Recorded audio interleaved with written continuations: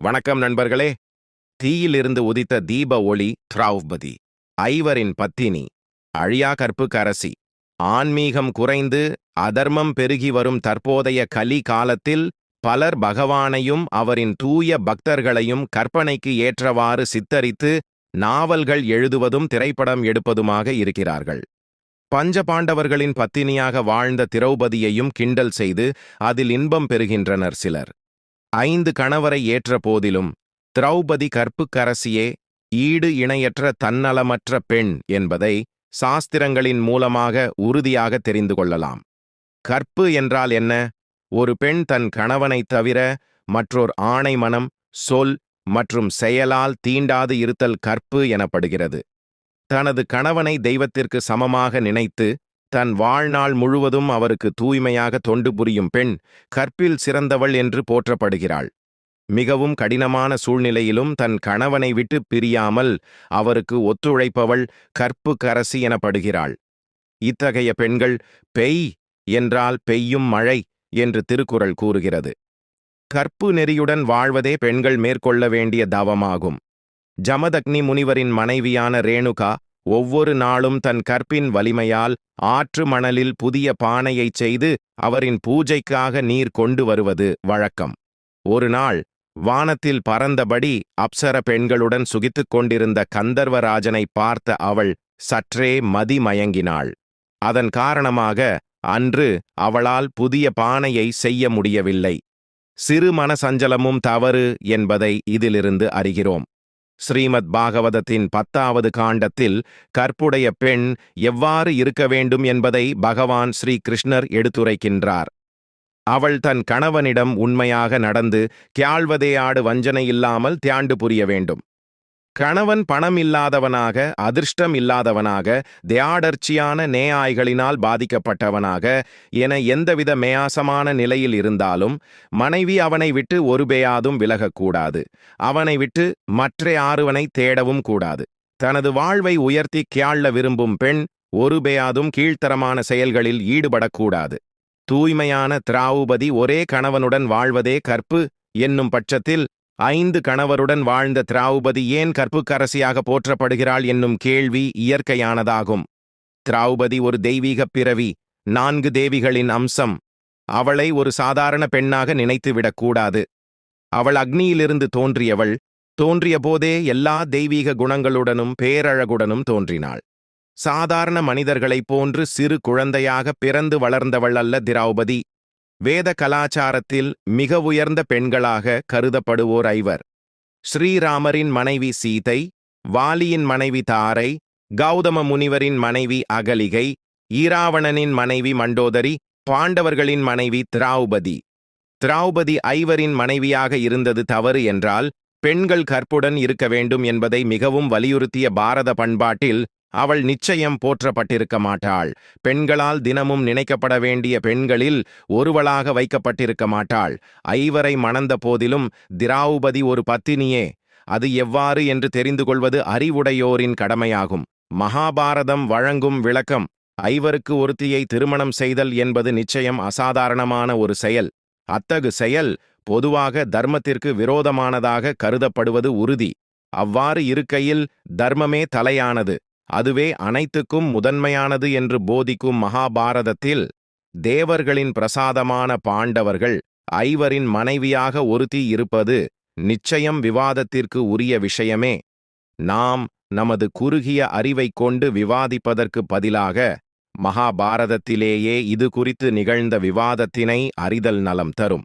திரௌபதியின் தந்தையான மன்னர் துருபதரால் தனது மகள் 5 சகோதரர்களுக்கு மனைவியாவதை ஏற்க முடியவில்லை. அவர் மன்னர் யுதிஷ்டிரரிடம் தனது சந்தேகத்தை வெளிப்படுத்தினார். மூத்த சகோதரன் தனது இளைய சகோதரனின் மனைவியை மகளை போன்று மதிக்க வேண்டும் என்று சாஸ்திரங்கள் கூறுகின்றன. இளைய சகோதரனின் மனைவியை தொடுதல் மகளை தொடுவதற்கு சமம். ஒரு மன்னன் பல பெண்களை மணந்து கொள்ள அனுமதி உள்ளது. ஆனால் பல மன்னர்கள் ஒரு பெண்ணை மணந்து கொள்வது எங்கும் அனுமதிக்கப்படவில்லை. தர்மரே, நீங்கள் மிகவும் கௌரவமானவர். தர்மத்தின் கொள்கைகளை உறுதியாக கடைப்பிடிப்பவர். நீங்கள் எவ்வாறு இவற்றை மீறலாம்? துருபதருக்கு யுதிஷ்டிரர் வழங்கிய பதில்: நல்லொழுக்கம் மிகவும் சூட்சுமமானது. நான் எனது வாழ்வில் ஒருபோதும் பொய் பேசியதில்லை. எனது மனம் ஒருபோதும் பாவத்தை தீண்டாது. நான் என்றுமே தர்மத்திற்கு எதிராக செயல்பட்டதும் இல்லை. இந்த திருமணத்தில் நான் எந்த பாவத்தையும் உணரவில்லை. கௌதம முனிவரின் குலவழியில் வந்த ஜதிலா என்ற பெண் சப்தரிஷிகளை மணந்தாள். மேலும் பிரசேதி என்னும் பெண் 10 பிரசேதர்களை மணந்தாள். இந்த உதாரணங்கள் வேதங்களில் உள்ளன. இவை பாவமாக கருதப்படவில்லை. சில குறிப்பிட்ட சூழ்நிலைகளில் உயர்ந்த தர்மத்தை காப்பதற்காக சில சட்டங்களை மீறலாம். திரௌபதியை நாங்கள் ஐவரும் மணக்க வேண்டும் என்பது உயர்ந்த தர்மமாகவும் அரிதான ஒன்றாகவும் ஏற்கப்படலாம். யுதிஷ்டிரரின் கருத்தினை குந்தி தேவியும் வியாசரும் ஆமோதித்தனர். ஐவரின் பத்தினியாக திரௌபதி செயல்படுவதில் பாவம் ஏதுமில்லை என்றும் தர்மத்திற்கு உட்பட்டதே என்றும் வியாசர் உறுதியளித்தார். பாண்டவர்கள் ஐவரும் தமது முற்பிறவியில் தேவர்கள் என்பதை எடுத்துரைத்த வியாச முனிவர் துருபத மன்னருக்கு தெய்வீக பார்வையை வழங்கினார். பாண்டவர்கள் முந்தைய பிறவிகளில் எப்படி இருந்தனர் என்பதை காட்டினார். ஆச்சரியமடைந்த துருபத மன்னர் கூப்பிய கரங்களுடன், மிக உயர்ந்த முனிவரே, எனது ஐயம் தீர்ந்தது. தங்களுடைய அறிவிற்கும் ஆற்றலுக்கும் அப்பாற்பட்டு எதுவும் இல்லை. என் மனம் இப்போது அமைதியடைந்து விட்டது. விண்ணுலகில் என்ன முடிவு செய்தார்களோ அது நடந்தே தீரும். விதியின் கைகளில் நாங்கள் கருவிகளே. எனது மகள் 5 சகோதரர்களையும் கணவர்களாக ஏற்றுக்கொள்ளட்டும் என்று கூறி அனுமதி வழங்கினார். ஸ்ரீல மத்வாசாரியர் அளிக்கும் விளக்கம்: திரௌபதியின் திருமணம் அசாதாரணமான ஒன்று. அத்தகு திருமணம் பொதுவாக ஏற்கத்தக்கதல்ல என்றாலும் அசாதாரணமான பெண்ணாகிய திரௌபதியை பொறுத்தவரையில் அது ஏற்கத்தக்கது என்பதை மகாபாரதத்திலிருந்து அறிகிறோம். மேலும் திரௌபதி என்பவள் ஒருத்தி அல்ல என்றும் ஸ்ரீல மத்வாசாரியர் தனது மகாபாரத தாத்பரிய நிர்ணயத்தில் அத்தியாயம் 19 ஸ்லோகம் 155 விளக்கமளித்துள்ளார். யமராஜரின் மனைவியான சியாமளா தேவி, வாயுவின் மனைவியான பாரதி, இந்திரனின் மனைவியான சசி, 2 அஸ்வினி குமாரர்களின் மனைவியான உஷா ஆகிய 4வரும் திரௌபதியில் அம்ச அவதாரமாக வந்துள்ளனர். அதனால் யமராஜரின் அம்சமான யுதிஷ்டிரர், வாயுவின் அம்சமான பீமன், இந்திரனின் அம்சமான அர்ஜுனன், அஸ்வினி குமாரர்களின் அம்சங்களான நகுலன், சகாதேவன் ஆகியோருக்கு திரௌபதியை திருமணம் செய்வித்ததில் அதர்மம் ஏதும் இல்லை. இங்கு மற்றொரு சந்தேகமும் வரலாம். அஸ்வினி குமாரர்கள் நகுலனும் சகாதேவனும் இருவர்கள் ஆயிற்றே. அவர்கள் எவ்வாறு ஒருவரை, உஷா அல்லது திரௌபதியை மணக்கலாம்? ஸ்ரீல மத்வாசாரியர் இதற்கும் விளக்கமளித்துள்ளார். மகாபாரத தாத்பரிய நிர்ணயம் அத்தியாயம் 12 ஸ்லோகம் 124. தேவர்களான அஸ்வினி குமாரர்கள் என்றுமே பிரிக்கப்பட முடியாதவர்கள். ஒரு மூக்கிற்கு 2 துவாரங்கள் இருப்பது போல அஸ்வினி குமாரர்கள் என்பது 2 உடல்களில் வசிக்கும் ஓர் ஆத்மாவை குறிக்கும். மூக்கிற்கான தேவர்களான இவர்கள் இருவருக்கும் ஒரே மனைவி என்பது மிகவும் சரியே. திரௌபதியின் அசாதாரணமான குணங்கள் 5 கணவன்களை பெற்ற திரௌபதி ஒரு கணவனிடமிருந்து அடுத்த கணவனிடம் செல்லும்போது மீண்டும் கன்னித்தன்மையை பெறும் வரத்தையும் பெற்றிருந்தாள். அவள் பாண்டவர்களுக்கு மத்தியில் சற்றும் பாரபட்சம் பார்க்காமல் தொண்டு செய்தாள். மிகவும் துன்பமான காலத்திலும் பாண்டவர்களுடன் காடுகளில் வாழ்ந்தாள். எந்தவித சுயநலமும் இல்லாமல் அவர்களுக்கு அன்பையும் ஆதரவையும் தந்தாள். தேவைப்பட்ட போது அவர்களைச் செயலாற்றவும் தூண்டினாள். துன்பங்களும் ஆபத்துகளும் வந்த நேரத்தில் கூட அவள் தைரியமாகவும் தீர்மானமாகவும் வாழ்ந்தாள். எல்லாவற்றிற்கும் மேலாக அவள் கிருஷ்ணரிடம் முழுமையாக சரணடைந்து தூய பக்தியுடன் வாழ்ந்து வந்தாள். திரௌபதியின் கிருஷ்ண பக்தி கிருஷ்ணரிடம் மிக ஆழமான பக்தியையும் முழுமையான சரணாகதியையும் திரௌபதி கொண்டிருந்தாள். கிருஷ்ணரின் திருநாமத்தை நினைவு கூறுவோர் உடனடியாக அனைத்து பாவங்களிலிருந்தும் விடுதலை பெறுகிறார்கள். அவ்வாறு இருக்கையில் தனது முழு வாழ்க்கையையுமே கிருஷ்ணருக்காக அர்ப்பணித்த திரௌபதியை எந்த ஒரு பாவமும் தீண்ட இயலாது என்பதை உணர வேண்டும். திரௌபதியின் வாழ்க்கை துயரங்களும் துன்பங்களும் நிறைந்தது.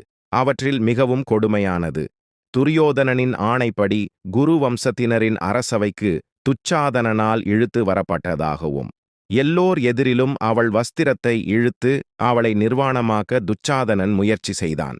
தன்னை காப்பாற்றிக் கொள்ள தன்னால் முடியாது என்பதை அறிந்தவுடன் அவள் தனது 2 கைகளையும் உயர்த்தி கிருஷ்ணரிடம் கதறினாள்.